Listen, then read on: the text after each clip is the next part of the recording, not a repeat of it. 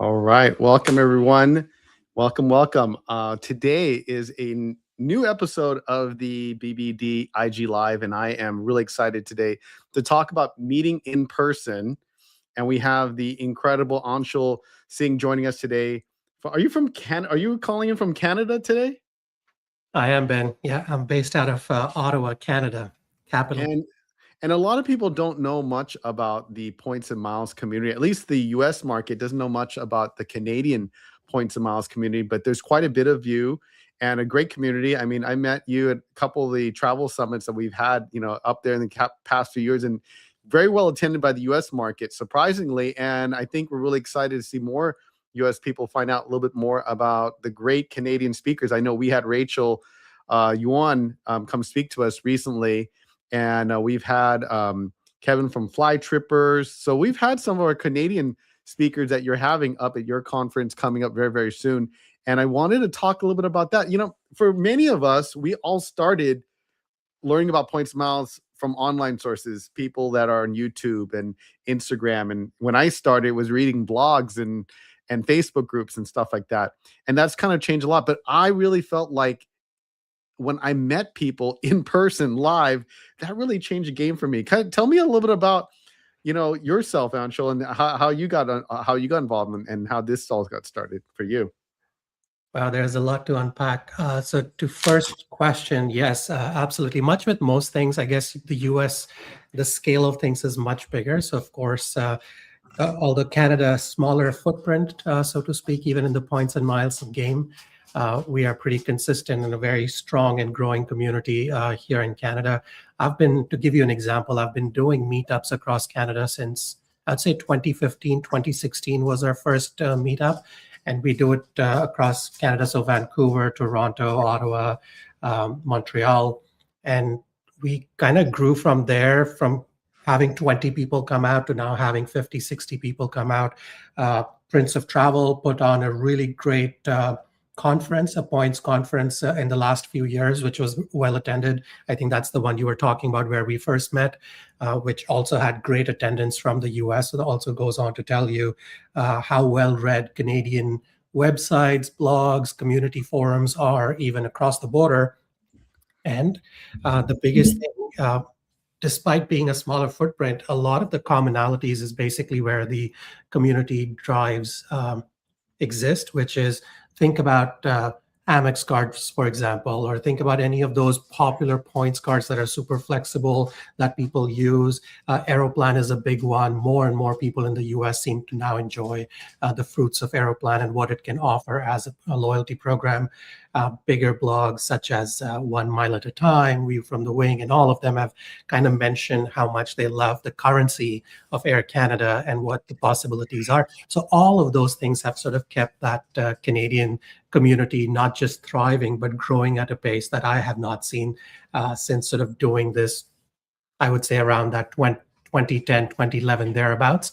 And to your question about community, yeah, that's a good one. Most of the recent folks that have started learning about this online, I think the biggest thing that I have learned through the years is there's only so much that you learn online, in the sense that you can learn the larger strategies, the larger know-hows, and there comes an organic plateauing of your learning curve where eventually you realize, you know what, you may not want to sit down with somebody and go through it step by step, but you definitely want to put a face to the name and have a conversation about what does this really mean when we say, oh, you could book first class by going through this program, but if I don't know when when these coveted first class seats release, like how many days before the actual flight and things like that, and those are things, that level of minutia is not something most bloggers or websites will get into, but you easily get into those conversations when you are sort of just catching up at a conference, at a festival, at a place where you're meeting in person. And then it really allows you to peel away those initial layers of just, this may come across as odd, you go beyond bragging about points and really learning about actual day-to-day use. And you and I have spoken about this at length, about how a person using points, I mean, one person using points can be completely different than a different family using points. Because for me, for example, that loves to talk about first class and things like that, I'm often just looking for one seat if I'm traveling by myself. It's me and my partner, then we are looking for two seats at best. Mm. Somebody has a family of 4 or 5 and they're consistently looking for that those many seats on a flight, the strategy is very different. The know-how, the intelligence around it is very different. Realities are very different in terms of how flexible you can be. And all of those things sort of come into place when you meet people in person. And to be honest, no matter how many of these digital avenues we do, it just time, attention span, and all of that just does not permit that level of deep engagement. And it really comes to when you're driving your tools and tips and tricks, particularly, it's the face-to-face interactions that have really allowed me to learn and up my game in the past decade or more. And Anshu, when did you get started in all this? All right, you're aging me. You're doing your best to age me here. I guess all the gray ages me already, but here. I mean, were you before the points guy? Were you before no. then and okay, then I'm old. I'm not that old. I'm just kidding. No, look, I moved. I grew up in India, in Mumbai, India, and moved to Canada as an international student way back when. It's around that 2000, 2002 time frame. And at that time, I didn't know anything about points or whatever. But when I moved here, I would travel back home to India at least once a year to see my family and such, right? And then at that time, around that 2005 timeframe, I would say one of my friends told me that, hey, my sister who lives in DC told me that if you sign up for a Delta loyalty program and you allocate all your travels to that, every 2 or 3 trips you do to India, you'll be able to get a free flight. And this was 2005 or thereabouts. And then I thought, really? And so that became, and believe it or not, a guy coming from India to Canada, my first loyalty program sign up was not Air Canada and was not Aeroplan, it was Delta. So just because that friend told me, I signed up for Delta, and much like everybody else, sort of once you sign up, then you want to know a little bit more. Then you're like, oh, what are these points that are coming through, and what's the best use of these points and such. So I became a casual user of points and miles, and Flyer Talk really became my go-to. I learned about the Flyer Talk forum, started going there and reading, and obviously got into that space and realized there's so many jargons being used, there's so many terms being used that don't make sense to me. So then eventually branched off to 1 Mile at a Time or other blogs, because at the time, the blogs, the brand new blogs were doing a really good job of dissecting that jargon language on Flyer Talk and laying it out in simple, easy to understand terms. So that happened. And shortly after, once I graduated and found a job, luckily, in my first couple of years, found a job that required me to travel internationally for student recruitment. So I worked with a university and I was part of the international recruitment team.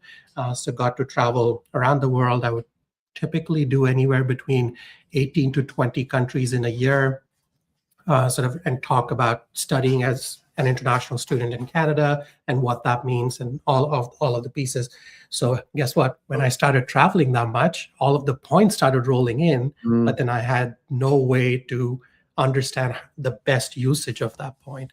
And that's when I really started vocalizing myself a lot more. And then on came Points, Miles, and Bling, which was my own website or a blog to talk about what I do, how I earn these points, and the best ways to use these points as I was doing work travel. And that happened around 2014. And I was lucky enough to be onboarded with a website you may have heard of called Boarding Area. Wow. A lot of the bigger blogs live there. And that's where I met so many great sort of people that were doing this kind of work, and just grew and learned in that ecosystem since 2014. So there's your long answer of how I got started. But yeah, you continue to learn today, because back in 2008 and such, when 2008, 2009, when I would travel so much for work, operational upgrades are super easy. If every third flight, I would walk into an economy, I would get upgraded at the gate and be like, hey, this is awesome, thank you very much. But then those things keep evolving and, for lack of a better term, keep becoming difficult, right? So you need to up your status game, you need to up your travel game. So as things go, continue to learn. What do you think about that? Status, elite status. I mean, I was a business traveler for many, many years, and so elite status came naturally. Today, I'm not traveling as much as I used to, and a lot of airlines have kind of shifted, at least in the US, have shifted to more revenue models where you can spend money. It doesn't have to be on the flight. It can be on their credit card. It could be with their partner.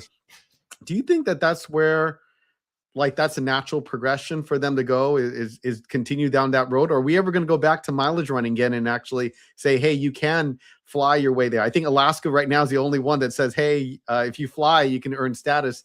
But what do you think about that transformation that's happening?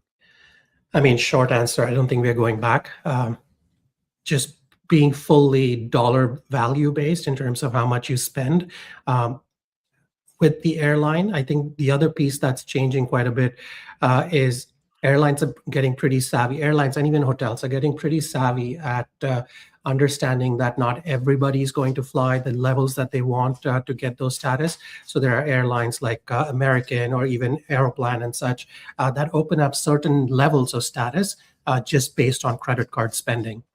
So it's not uncommon for you to get a premium credit card and spend enough money through your everyday activities and other things that you do to at least get that entry level status. So for a lack of commonality, let's say if it was silver, gold, all the way through to platinum, at least that silver tier will open up for you through credit card spending. And I think that's where things are going, is the entry to status will be made easier through credit card spend for those that are not heavily traveling, like button seat miles, as we call them. But at the same time, I think just the credit card acceptance, credit card usage, where we could use these credit cards initially, I mean, back in the years, it would just be that, oh yeah, you're spending your credit card only at simple avenues like groceries, gas, or whatever everyday expenses you did. But now there's companies out there, tools out there where you can basically pay your rent, pay your mortgage, pay taxes, do so much more with your credit card and do so much to get those points in. So I don't think we are ever going back to the days where it's just like, oh, travel a little bit and we'll dole out the status for you. It's always going to be going forward. People that spend the most amount of actual dollars towards the airlines and hotels will get the real status, real meaningful status. Those of us like you and I that don't travel as much anymore will have other avenues to enjoy our points and miles. And I've said this in several forums before, at least the way I've positioned myself is I don't care so much about status as I care about being in a comfort cabin, be it premium economy, be it business class, be it first class. I just do my best to at least get that incremental comfort loaded in. And as long as I'm traveling in business or first, I don't need to care about status. So now, at least for me and a lot of people that sort of read our website and talk to us, that's where we are driving value, is understand the game in a way that you get enough points for whatever your travel patterns are, that you can book yourself into business or first class every time you want to travel, either yourself or your family. And in doing so, you're basically negating the entire sort of hamster wheel of status.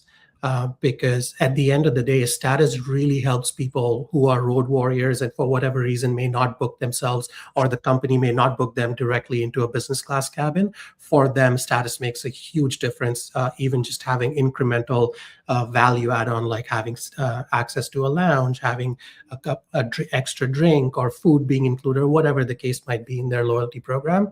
But for those of us that sort of travel casually, let's say that, if I can just unlock business class, which I pretty much do now these days, for any travel that I do, then I don't need to worry about status. That makes sense. That makes sense. Let's talk a little bit about this conference that's coming up in April. We're only a couple months away now, and I think it's the first one of the year for 2026. I don't see as many conferences this year like I saw in last year. So I think if people are going to make it, I really think they should make it out there this year. And especially it's going to be in Toronto. How's the weather like? I'm just curious. In April, is it? It's a little nice. Yeah. Yeah, it is definitely nice. We're with Toronto weather will be more deep spring, and given that we are kind of doing it second half of April, you could expect milder sort of summer temperatures. So everything should be in bloom. So you are very much looking at spring / a little bit of summer. You hopefully, fingers crossed, it's Canada, so I can never be like absolutely no snow. But 18th of April, if there is snow, let's just talk about global warming and everything thereabouts. But yeah, it should be much better than winter. I mean, I'm from LA. I don't think my kids would. My daughter may not mind if it's snow because she doesn't get to see that all the time. But I'm actually thinking about taking my family this time because the couple times I've been to Toronto, I've just kind of gone by myself. This year, I think I'm going to take my wife and my daughter, and because they keep on asking me about Toronto, and I said, well, he's like, is there anything to do there? I go, yeah, there's lots of great food to go eat. There's the tower, but the CN Tower, but I think they're most excited about going to Niagara Falls because they have never done that, and so I think we're gonna probably. I heard here's a tip I have from my friend Larry. Larry says I should take. He said I should take his hack to me. He's like, take the Chinese tour casino buses. They'll take you over there for free and then drop you off. Well, I can't say I've tried the Chinese buses, but I've done my fair share of Niagara Falls. The only thing I can tell you is, well, look, as a Canadian, it's very easy to roll your eyes at tourists that want to go to Niagara Falls. But I totally remember the first time I went there, I was in absolute awe of the place. The only travel hack to Niagara Falls I can give you is try and go as early in the day as possible. Anything afternoon and later gets super crowded, like to an extent where you'd basically be shoulder rubbing against people, even walking from point A to point B. So yeah, go early in the day, and if possible, try and go Monday, Tuesday, Wednesday, because Thursday onwards, all of those Chinese buses from casinos are bringing in hordes of people Is that right? to be there. Okay.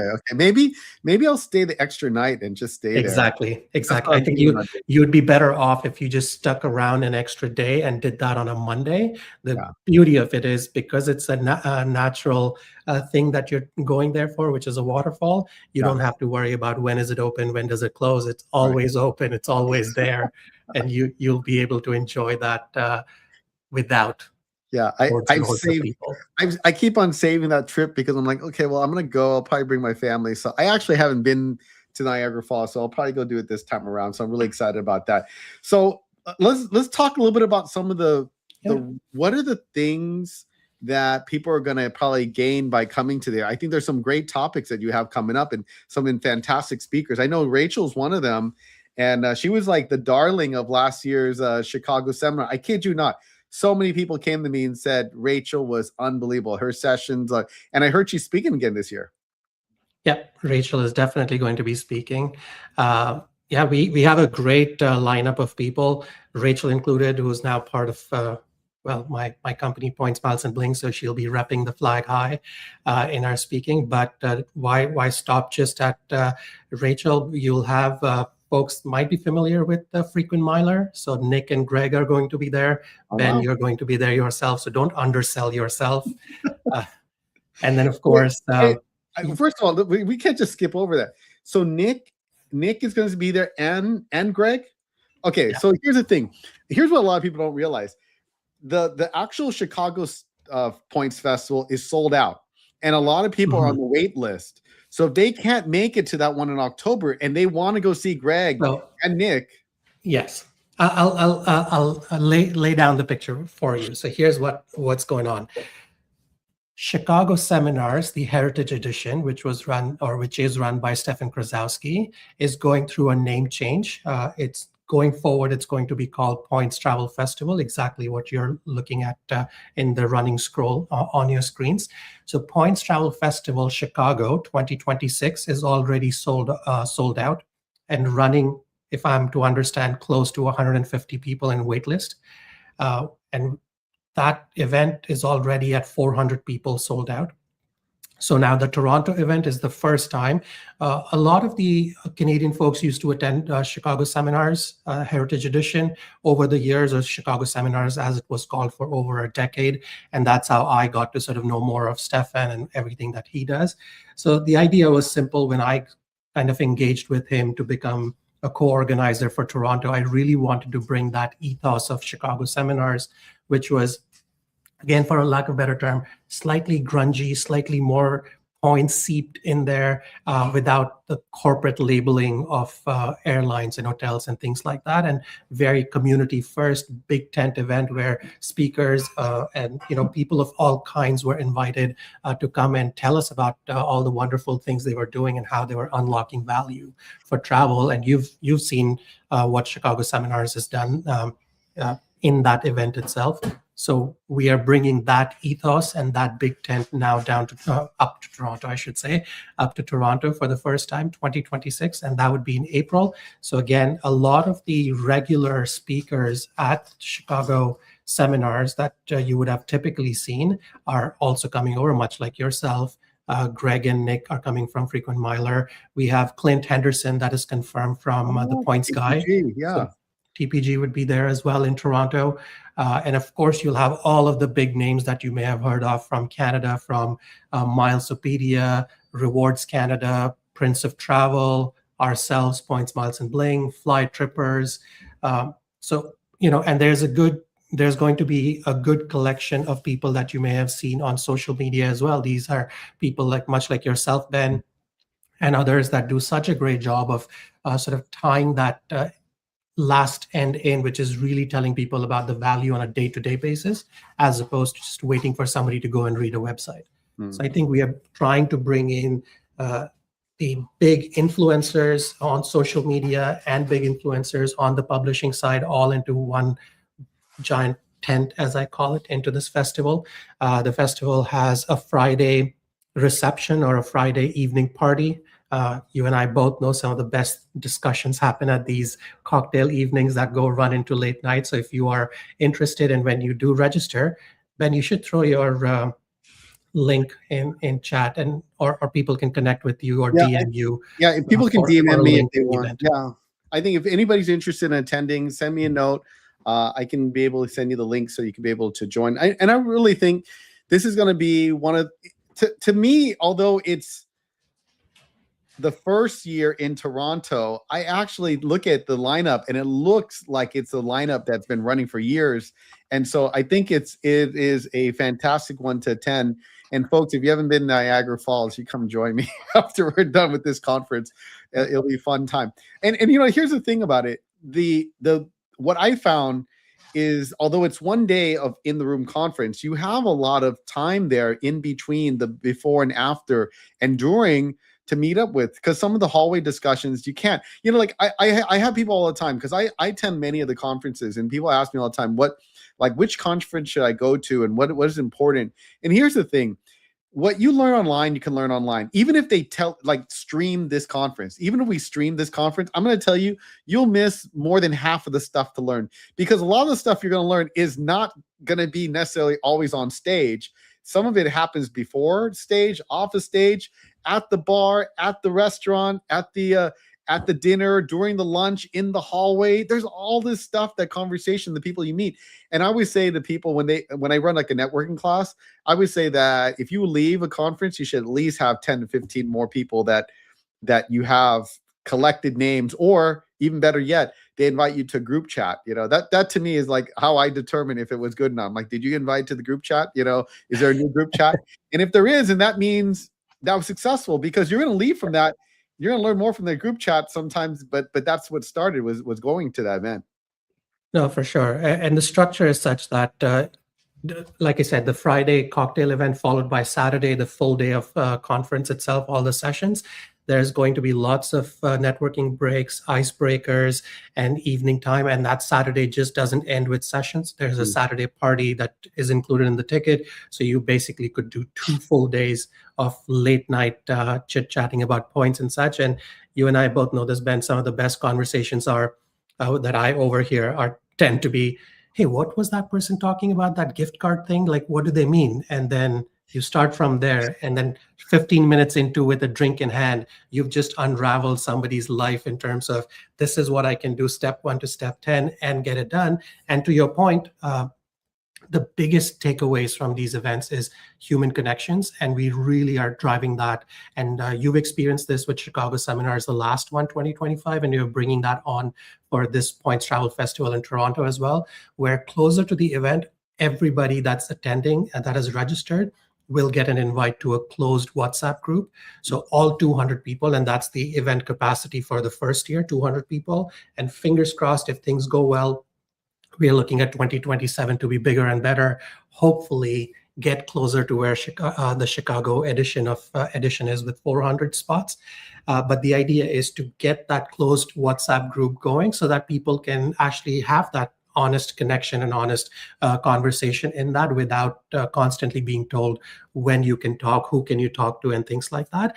And what happened in the previous Chicago one is we had the giant WhatsApp group with all the attendees. And from that, 4 or 5 people will be like, hey, can I DM you? And they DM and then have those connections and on an ongoing basis without having to sort of constantly rely on a conference app or things like that. So yeah, we're definitely taking that very seriously in terms of how to continue those human connections beyond the conference itself without giving you some corporate sort of app to follow. We just straight up bringing you on WhatsApp groups because that's where some of the best things are spoken. And these are closed forums, so people feel a little more confident in giving you the finer details of what they meant or what you should do, what you should really do to open some of these things, which I'll give you an example. With this entire thing about everybody wanting to be in an Emirates first class or a Qatar first class or Etihad first class, one of the biggest hurdles is to understand when these seats release, like the release patterns. And there is a set pattern for most of these airlines to travel date. 3 months before travel date, 6 months before travel date, or somebody like a Lufthansa who is like 3 days before travel dates, or sometimes even a day before travel. But if you understand those release dates closely, then you can plan accordingly. And yes, there are tools and websites out there that'll send you notifications, but when these mass notifications go out, sometimes it does take them an hour or so to build that and send the notification out. By the time the masses receive these notifications, those 1 or 2 seats are already gone that popped up. True. That's true. So yes, when you meet people, these are the things that I like to talk about. Is if I'm really looking at that Japan Airlines first class, how many days, which program opens that spot first, and how many days prior to my travel should I really keep my own notification as opposed to wait for that mass notification to come through a website or a tool? Yeah, absolutely. Controlling or knowing and not waiting for, a big publication to send it to you. That's a huge one. And, I think that's one of those things that when you're getting started, you're kind of going, I know 90% of it, but that last 10% is like the key there, or that you really do need to know. Yeah, for sure. And on the flip of that as well, where somebody that has just gotten into this scene, they might read all of these websites and feel so inundated by that level of information. The easiest thing for them to do would be to invest in a travel festival conference or an event. Come down. You'll find several people much like yourselves who are just poking and prodding and trying to understand and learn. And then you can take from it the basics that you want for this year and then build from that. Get those real connections and build from there, as opposed to worrying about reading 20 websites that'll give you great information, but it just ends up being so much information that it can be a handful learning. But just learn the simple tricks first at these events and then build from there. Yeah, I want to remind everyone in the end, the reason that you come in person is you get to build relationships. It's a thing that you get to take away from you. I mean, what I found a lot of times, Anshul, which a lot of people will find when they first get started, is that they're going to go heavy into points and miles, and they're going to be the only one in their family that has points and miles, and nobody else will. And then they price themselves out of vacation with their family because they can't ask their families to go spend the kind of money that they're going to go spend unless they get them involved in it too. So what happens is, if you don't learn how to do this and then teach everybody else in your family to do it, then what happens is you're going to end up needing traveling friends who can do this. So what happens in the end is that the people that you meet in these points and miles world are the only ones who can, at the drop of a hat, they can go with you on a trip somewhere. And I know quite a bit of people, even in my own group, who have traveled together just because they're available to, and where their own friends can't do it, the people in this community can. 100%. I mean, I wasn't planning on plugging my own event, but this is a past event, so What I was may as well yours? talk about it.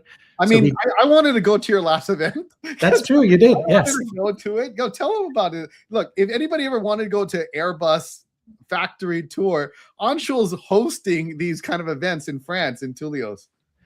Yeah, so we started doing these events called Points, Miles, and Bling Experiences, or PMB experiences, as we call them. So our first one was with Air Canada, where we did a behind-the-scenes tour to look at their catering facility in Toronto. Air Canada hosted, so we brought 25 of our sort of members to this behind-the-door event where Air Canada hosted us and released their summer wine menu and first-class food menu with the 25 of us. So we were the first groups to sample and taste some of that, and also got to do the entire tour of what it takes from getting a shipment of raw vegetables and meat and poultry, and how it ends up in the flight. We literally were standing there while all of what was it? I think it was the Japan direct flight out of Toronto that goes Toronto, Tokyo, and they were loading up that entire cart to go up on the flight. So we looked at that entire chain, which was a fantastic experience. Then we followed it up very closely. And the one that Ben is talking about was last year, November. We took, again, a group of 20 to Airbus factory in Toulouse, France. And this was, again, behind the scenes tour of how these big giant jets are assembled.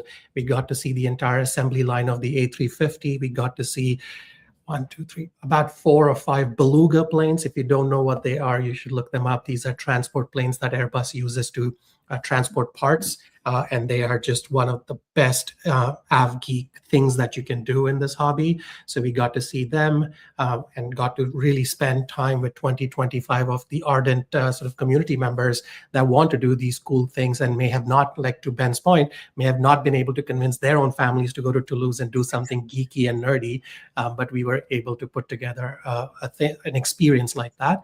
And likewise, we continue to sort of build on these experiences. While I can't share where we are going next just yet because things are still under works, I can tell you we'll be unwrapping another amazing airline experience in Europe around September 2026. Details still to be announced. That's exciting. See, I think those are the things. I mean, it all starts off with, like, how do you get invited to one of these things? Well, the first thing is you got to go to meet people, because how's Anshul supposed to know you and unless he meets you at one of his conferences? So I think this is one of those things that if you've been looking at Points Miles, if you've been doing it for a few years, I remember the first one I ever went to, Anshul. It was in 2015. I went to Chicago seminars, the Heritage one, and Ben Schlappick from 1 Mile Time was speaking.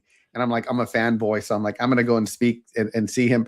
But I got there and I didn't know anybody there. But man, the community was so warm, so friendly. I felt like I was an imposter because I was like, I don't know anybody here. Do I even know enough to carry a conversation with people? Everyone here must know a lot more than I do. And I think that's a lot of times when people feel like they don't know anyone coming.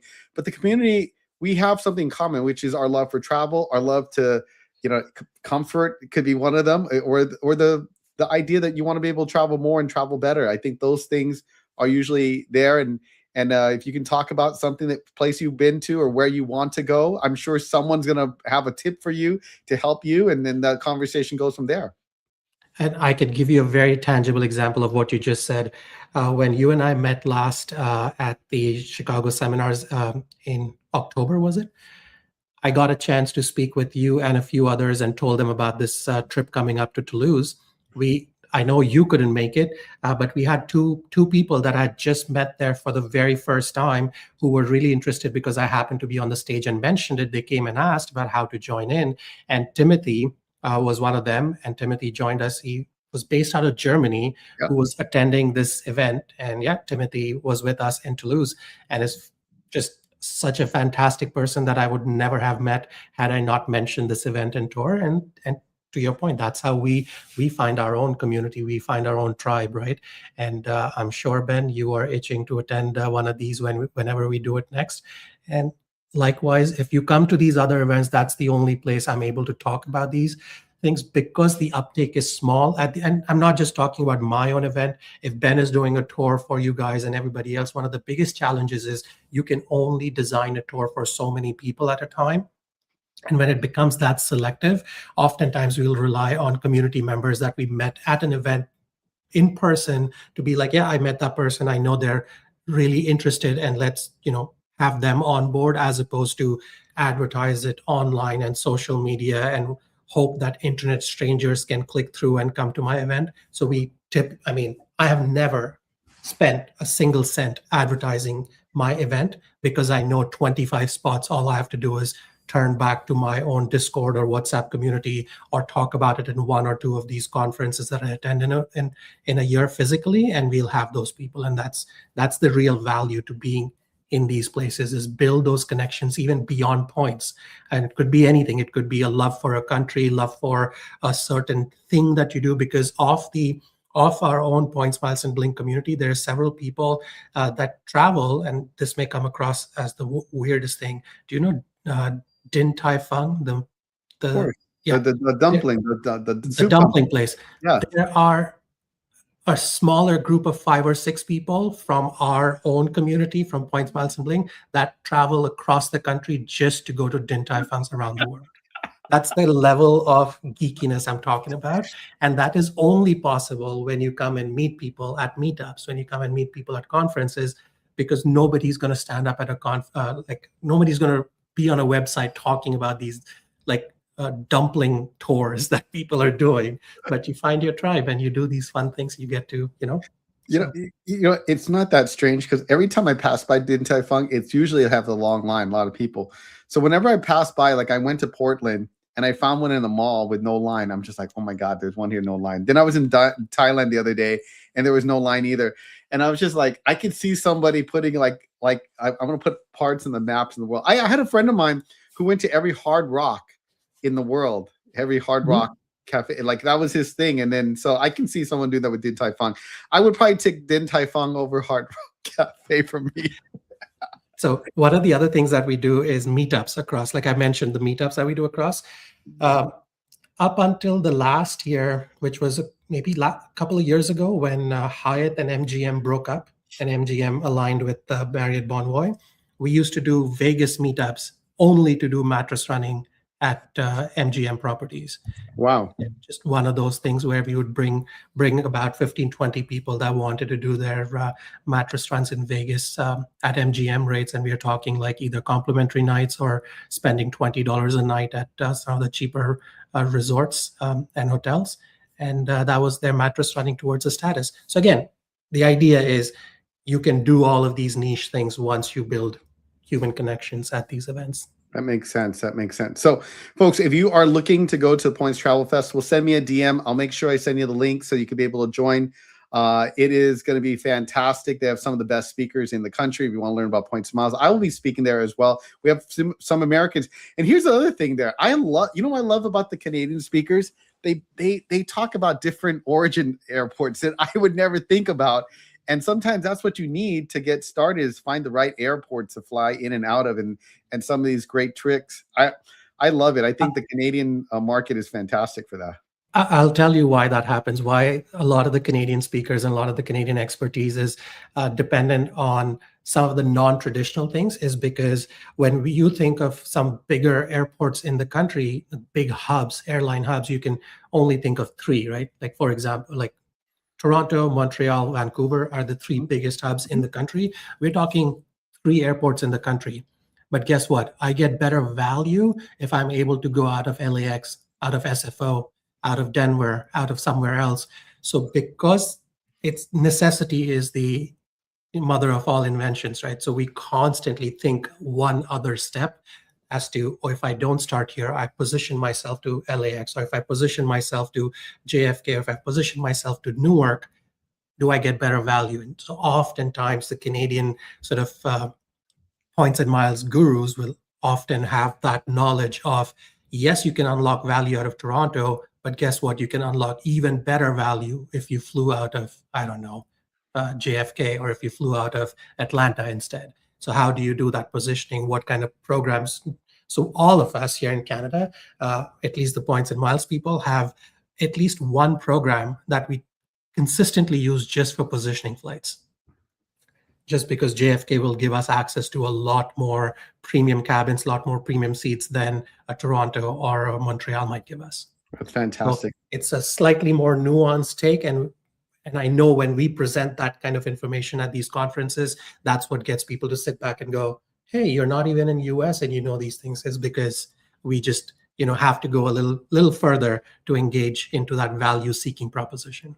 I would highly recommend, folks, if you are looking at going to a conference this year, the Toronto Points Festival, Travel Festival is going to be a great one.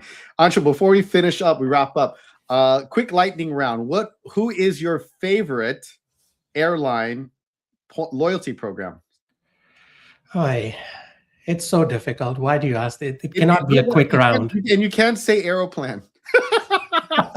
I know the Canadians are not always the biggest fans of Aeroplan, but let me hear. Atmos program. Atmos program. Okay.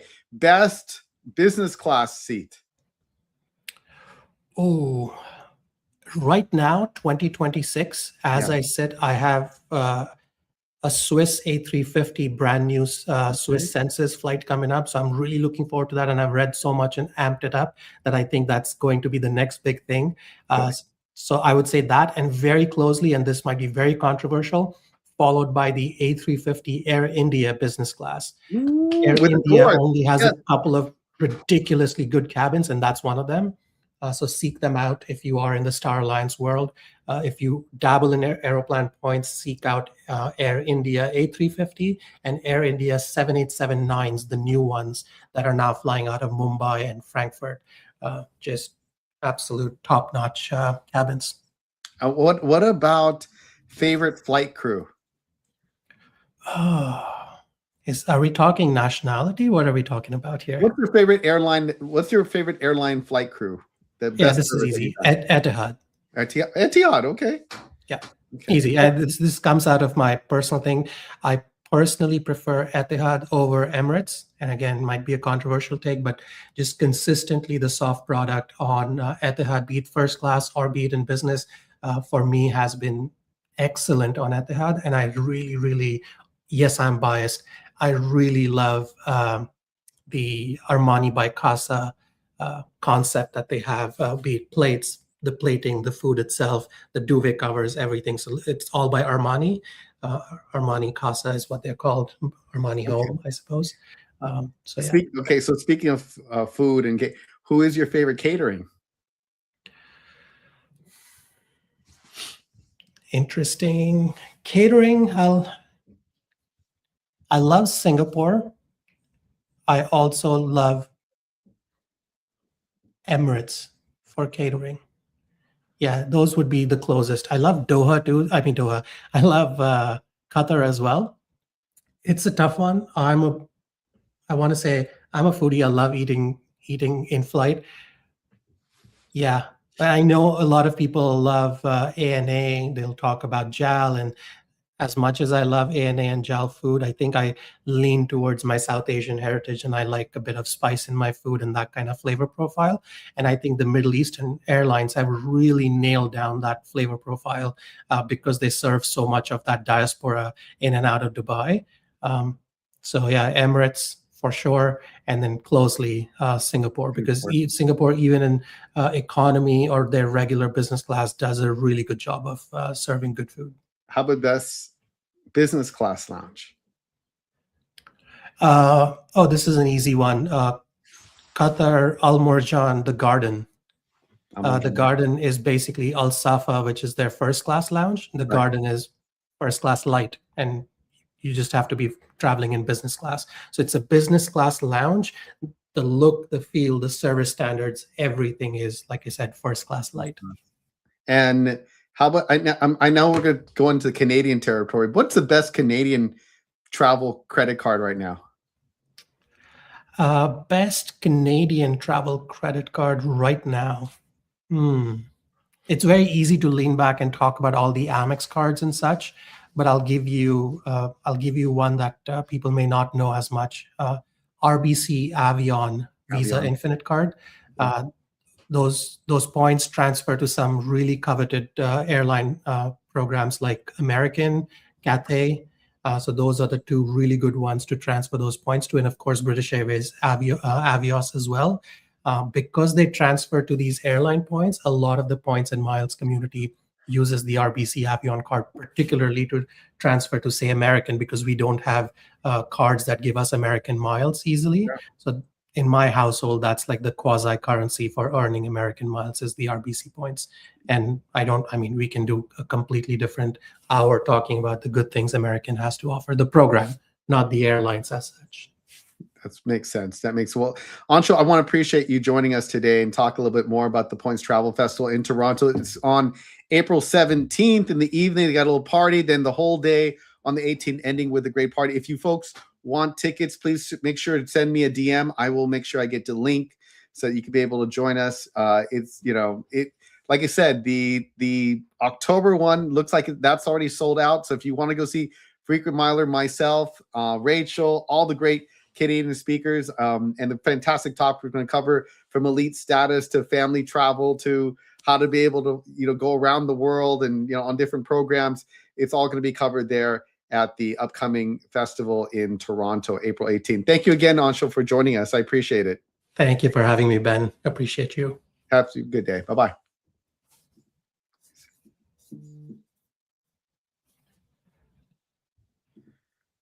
And stream.